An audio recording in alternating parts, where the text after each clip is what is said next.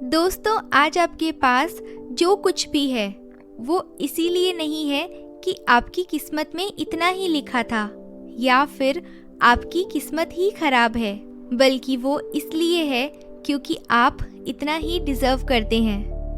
दोस्तों, यह प्रकृति बड़ी ही न्यायप्रिय है। यह उसे उतना ही देती है जितने का वो हकदार होता है, चाहे वो ज्ञान हो या धन। अभी आपके पास उतना ही है जितने की आप हकदार है, लेकिन अगर आपको इससे भी ज्यादा चाहिए तो आपको इसके काबिल बनना होगा। दोस्तों, ऐसा कौन सा गुण है जो आपको काबिल बनाता है? क्या आप उस गुण के बारे में जानना चाहते हैं? अगर आप जानना चाहते हैं तो आप गौतम बुद्ध के जीवन की इस कहानी को अंत तक ध्यान से जरूर सुनिए। और दोस्तों, इस कहानी को सिर्फ समझिएगा ही मत, बल्कि इस कहानी को अपने भीतर उतर जाने दीजिएगा। तो बिना समय को गवाए चलिए कहानी की शुरुआत करते हैं।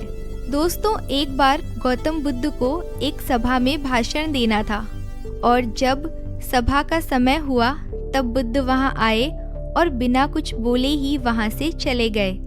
तकरीबन 100 से भी ज्यादा लोग बुद्ध का उस सभा में इंतजार कर रहे थे और बुद्ध के इस तरह के व्यवहार को देखकर सभी लोग बहुत चौंके, लेकिन किसी ने भी बुद्ध से कोई भी प्रश्न नहीं किया। दोस्तों, अगले दिन फिर से सभा का आयोजन हुआ और दूसरे दिन सभा में लोगों की संख्या तकरीबन घट गई। इस बार तकरीबन 80 लोग सभा में बैठे हुए थे। बुद्ध सभा में आए, लेकिन इस बार भी बुद्ध ने वही किया, यानी बुद्ध इस बार भी आए और बिना कुछ बोले ही वहां से चले गए। लोग दोबारा से चौंके, लेकिन किसी ने भी बुद्ध से कोई प्रश्न नहीं किया। अगले दिन सभा का आयोजन फिर से किया गया, लेकिन इस बार सभा में लोगों की संख्या और घट गई। इस बार सभा में केवल 50 लोग ही आए हुए थे। बुद्ध सभा में फिर से आए और उन्होंने इधर उधर देखा और बिना कुछ बोले ही सभा से चले गए। उसके बाद कुछ लोग क्रोधित भी हुए, क्योंकि लोग अपना काम छोड़ कर आए हुए थे, लेकिन किसी ने भी बुद्ध से कोई भी प्रश्न नहीं किया। अगले दिन फिर से सभा का आयोजन हुआ।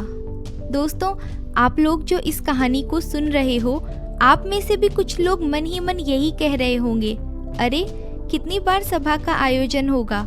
और आप लोगों को भी इस कहानी को सुनते वक्त इरिटेशन होना शुरू हो गया होगा। और जिन जिन लोगों को भी अभी तक इरिटेशन होनी शुरू हो गई है, उन लोगों को तो यह कहानी बड़े ध्यान से सुनकर समझनी चाहिए, क्योंकि यह कहानी आपके लिए ही है। अगले दिन फिर से सभा का आयोजन हुआ, लेकिन इस बार सभा की संख्या और ज्यादा घट गई, यानी इस बार सभा में केवल 30 लोग ही थे।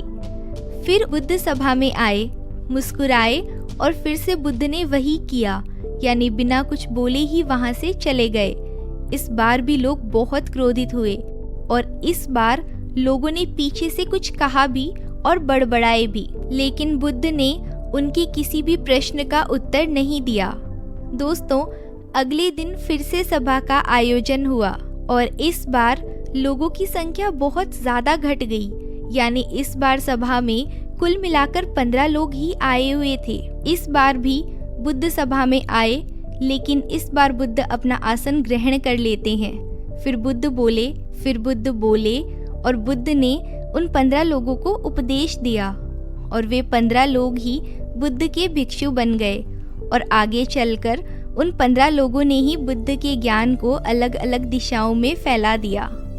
फिर एक दिन बुद्ध से किसी ने पूछा कि बुद्ध, आप कई दिनों तक बिना बोले ही सभा से क्यों चले जाते थे?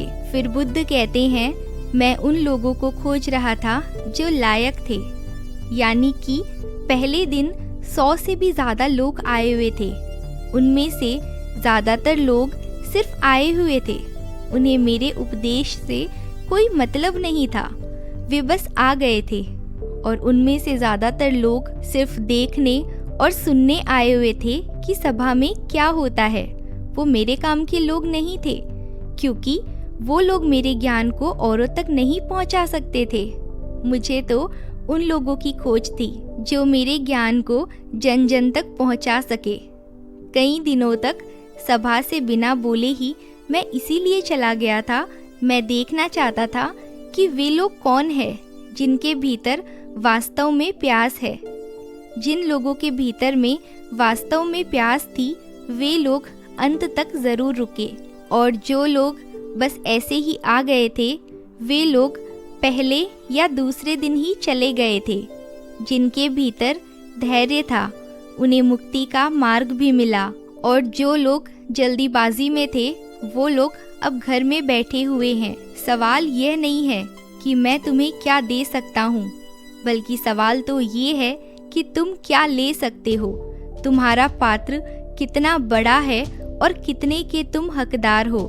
जितने के तुम हकदार हो उससे ज़्यादा तुम्हें नहीं मिलेगा। फिर वह व्यक्ति बुद्ध से पूछता है कि बुद्ध लायक कैसे बने। फिर बुद्ध कहते हैं कि धैर्य के द्वारा। जिस व्यक्ति के अंदर धैर्य है वह अपने जीवन में कुछ भी पा सकता है। सभा में जितने भी लोग आए हुए थे उनमें से अंत तक वही रुके जिनके अंदर धैर्य था। चाहे तुम्हारे जीवन में तुम्हारा लक्ष्य जो कुछ भी हो, लेकिन तुम बिना धैर्य के सफलता के चरम तक नहीं पहुंच सकते। फिर वह व्यक्ति बुद्ध से पूछता है कि कोई व्यक्ति अपने भीतर के धैर्य को कैसे बढ़ाए। बुद्ध कहते हैं कि निरंतर अभ्यास के द्वारा हम अपने भीतर के धैर्य को बढ़ा सकते हैं। जैसे कोई भी व्यक्ति जब ध्यान करना शुरू कर देता है तो उसका मन उसके सामने कई सारी अड़चनें लाता है, लेकिन उसका धैर्य एक दिन उसके लक्ष्य तक जरूर पहुंचा देता है।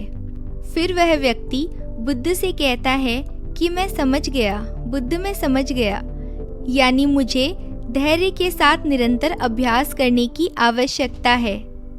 तो दोस्तों, अब आपको समझ आ ही गया होगा कि आपके पास वो क्यों नहीं है जो आप पाना चाहते हो, क्योंकि आप अभी उसके लायक नहीं है। लगातार अभ्यास करके और धैर्य रख के आप वो सब पा सकते हैं जो आप पाना चाहते हैं। तो दोस्तों, आज की ये कहानी आपको कैसी लगी हमें कमेंट बॉक्स में ज़रूर बताएं, और अगर आपको कहानी पसंद आई तो अपने दोस्तों के साथ ज़रूर शेयर करें। और हाँ, चैनल को सब्सक्राइब करना बिल्कुल ना भूलें ताकि आपको मिलती रहे नई नई कहानियाँ।